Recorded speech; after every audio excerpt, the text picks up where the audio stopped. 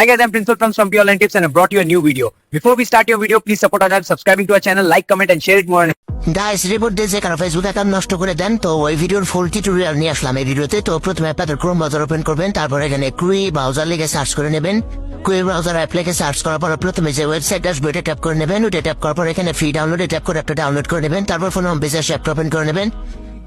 তো আমি ওপেন করে নিলাম, আপনারা ওপেন করে নেবেন। একটা ওপেন হওয়ার পর এখানে কিছুক্ষণ ওয়েট করে কন্টিনিউ বাটনে ট্যাপ করে দিতে পারবেন। তো এই যে দেখতে পারবেন যে কন্টিনিউ লেখা আছে, কন্টিনিউতে ট্যাপ করে নেবেন। কন্টিনিউতে ট্যাপ করার পর এখানে সার্চ বাটনে ট্যাপ করে ইম্পোস্টার রিপোর্ট ফেসবুক লিখে সার্চ করে নেবেন। তারপর প্রথমে যে ওয়েবসাইট থাকবে ওটা ট্যাপ করে নেবেন।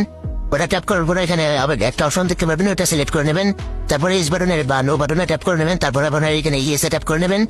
তারপরে এখানে আপনারা ফেসবুক লাইট ওপেন করে নেবেন। এখন যে অ্যাকাউন্টটা নষ্ট করতে চান ওই অ্যাকাউন্টের প্রোফাইল লিঙ্ক এখান থেকে কপি করে নেবেন। তারপর এখানে অ্যাকাউন্টের ফুল নেম দিয়ে নেবেন। ফুল নেম দেওয়ার পর এখানে একটা ইমেল দিয়ে নেবেন। তো এখানে আবারও ফুল নেমটা দিয়ে নেবেন।